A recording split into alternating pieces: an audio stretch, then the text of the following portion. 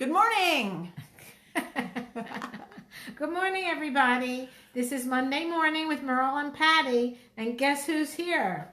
Merle and Patti. Yay! We're getting so good at this. I am Patti Negri. I am a psychic medium and good witch. You can find me at Patti Negri, Patti Negri Psychic Medium, pattinegri.com, Twitter, Instagram. And I am Merle M. Singer, Relationship Miracle Worker. You can find me on Facebook. Surprise, surprise, because you just found me on Facebook. And also, I keep seeing who's watching. YouTube, YouTube/Merle M. Singer. And of course, Instagram, Twitter, LinkedIn. All the usual. All the usual suspects. But thank you for joining us today, or if you're seeing this on repeat broadcast, share with your friends if you like it. Yes. Today we're talking about trust in relationships. How important is it? What does it mean to trust? What if you don't have it? How do you get it, earn it, etc., etc.? So we want your opinions too, always. Your thoughts, your questions, your experiences on trust, the good and the bad and everywhere in between. And you have some very good thoughts you thought about this morning. So why don't you start? Okay, I will start. Trust is essential. It's totally essential. It's totally essential to a relationship. But it's a tricky business because a lot of people kind of get it a little wrong. Some people just say, oh, well, that's what he said, so that's what it must be. And they just trust people instantly without regard to who that person is, what you know about them. They just accept. That's probably being a little too trusting. Some people never, ever trust. And some people never, ever trust, and it's their partner. And their partner says, no, I don't cheat. No, I don't cheat. No, I don't cheat. And they say, oh, you must be. Let me look at your cell phone. That kind of mistrust creates an energy that makes your life prove what you already suspect. If you suspect people are just not going to be true to you, not tell you the truth, all those things, then really what I find is those are the people that are mistrustful. Those are the people that do things. Well, he would have done it to me first. Meanwhile, they're doing it to somebody else. That's really important for you to notice. You need to notice your part in trust. And what I was talking about this morning, Patti, was I said, in order to be able to trust somebody else, you really need to have enough self-confidence to think that you can judge a person, that you can, that you are smart enough to be able to tell the difference between somebody that's lying and somebody that's telling the truth. And I also think, added to that you think you're worthy of it. A lot of it comes from unworthiness. Everybody's going to cheat on me. I'm not worth it. And you put that energy out, guess what? That's exactly what's going to happen.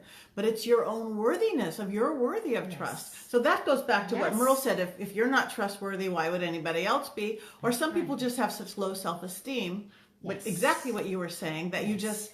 of course he's going to cheat on me, or she's going to cheat on me. And I agree, trust is integral. I actually, way before Facebook, way before our whole world was on our phone, when we had those day planner books, those day planner, and every day handwritten on it, I broke up with somebody because he went through my day planner without asking. There was nothing in it. I had never cheated on him. I've never cheated on anybody. When I'm in a relationship, I'm in a relationship. I've had different kind of lifestyles when I wasn't, but I know I'm a person of my word. And to be accused of that, and I lost all trust then and there, and trust is important. You lost trust in him because he wasn't trusting you. Right.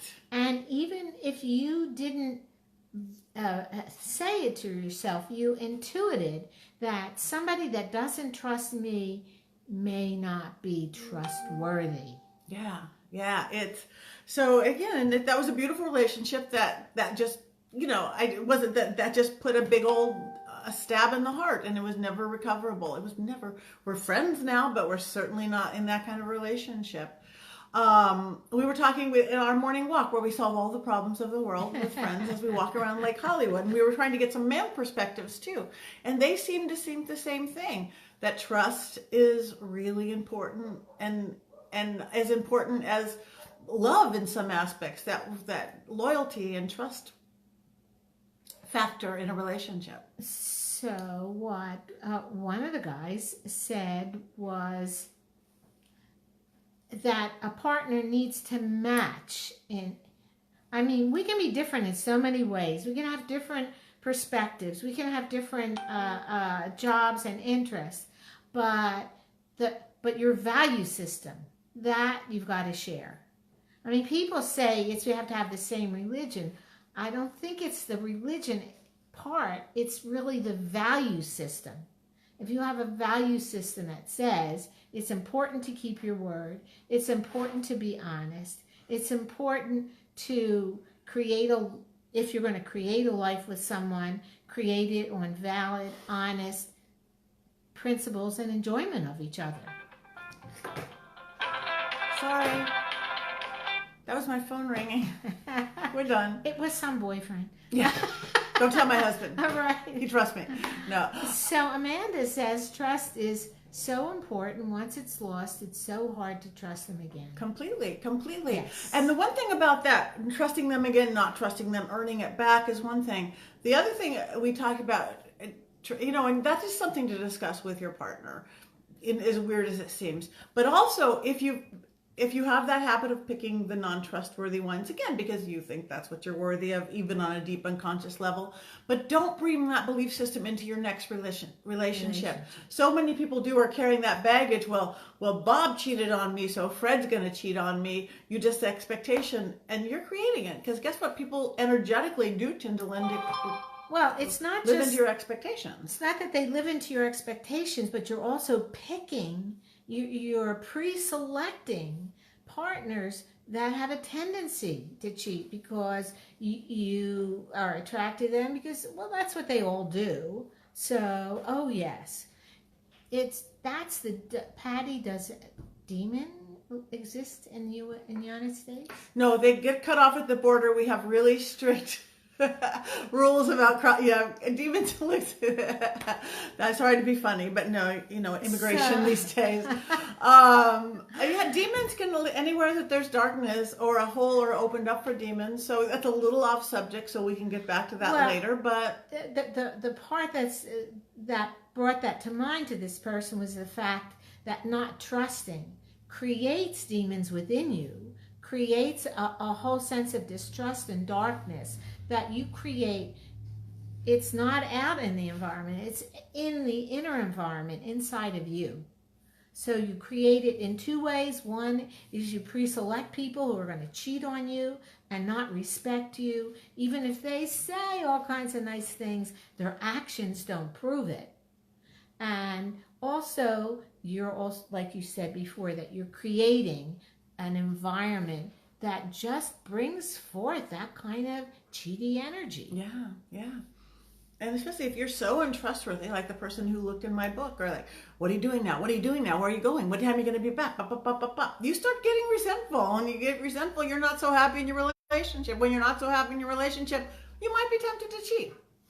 But Bradley says that opposites attract. That's me and my wife. Opposites attract is totally different. Yes, that's different than trust. Whether you trust or not, or whether someone's trustworthy or not. And there was something else I wanted to say about this, and it's totally. but yeah, no, I like Carrie. My husband and I have some very amazing similarities and some amazing opposites, just like you and your wife. And that brings the spice and gives you different things to talk about. So I do agree with that. But like Merle said, I think that's very different than what trust is. And this is what I was thinking about. It is how you treat one situation is how you treat many situations. So if you're having mistrustful relationships with your romantic partner, then look at your life and see how your business partners, how you feel about them. How when you go to the food market, if you think somebody's putting their finger on the scale, so to speak, or you're not trusting of what's being sold. When you want to hire a financial planner, if you're absolutely I'm not saying that you don't vet people. I'm not saying that you don't give trust slowly so that they can earn your trust. But then, once they've earned your trust, they ought to have it. And check all your relationships in your life, not just your romantic ones. Trust takes 1,000,000 years to build and a second to blow. Thank you, Sheena. Yeah, and it's so true. You have to build the trust, earn the trust, work for the trust. Open up that date book, uninvited. I trust her with my life. I tell her I'll come back as a ghost and haunt her. With your whole team, we know. Beautiful Bradley Monk, he's part of Sam Paranormal up in Saskatchewan, Canada. He is Canada's official ghost person for the Ghost Night Out or whatever it's called. I know I'm saying it all wrong, but anyway, cool dude. But even among ghosts and other paranormal, isn't there a matter of trust? And isn't trust still something that you have to earn? And I think that you take to the other side. It is true. I love that, even thinking there. A scam likely phone call was just coming in. Did you guys see that? That was pretty funny. We love technology. So Ghost and her, yes. So yeah, and it's true when you start making, whether it's you're working with your spirit guides, your familiars, or your ancestor ghost guides and things. I guess trust counts on both sides of the veil. So, thank you, Bradley. So I think that we've said everything we need to say. We've said everything we need to say. Trust. It's important. Trust. Earn it. I hope you trust that we've given you a good session today, and that you will go forth today and the rest of the week feeling open to new people and willing to give them a shot at trusting them, and think that you deserve and value the trust. Very good. Thank you. Now, next Monday, we are still going to be in Dallas. Anybody, please join us in Dallas this weekend for Embrace Your Spirit. You can thrive in these times. Suburban Dallas Hour, Louisville, Texas. Miracles of Joy. It's on both of our Facebook pages all over. It's really reasonable. We're going to be doing 3 days. We're doing seances, galleries. She's teaching relationship workshops. I'm teaching magic workshops. We're with some amazing people, and there's still space. It's intimate and small and fabulous.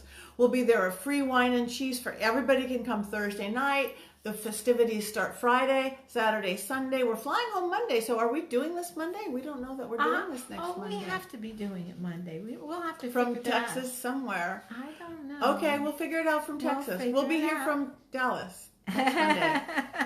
I on the we were plane. coming We're home not on Sunday. No, we're coming home on Monday. Wow. Thank you all. Patti Negri, Merle Singer. Find us, like us, buy her book. Right. This one. Cracking the Relationship Code, Merle M. Singer. Look for it on Amazon. Have a fabulous week. Bye, everybody. Bye, everybody.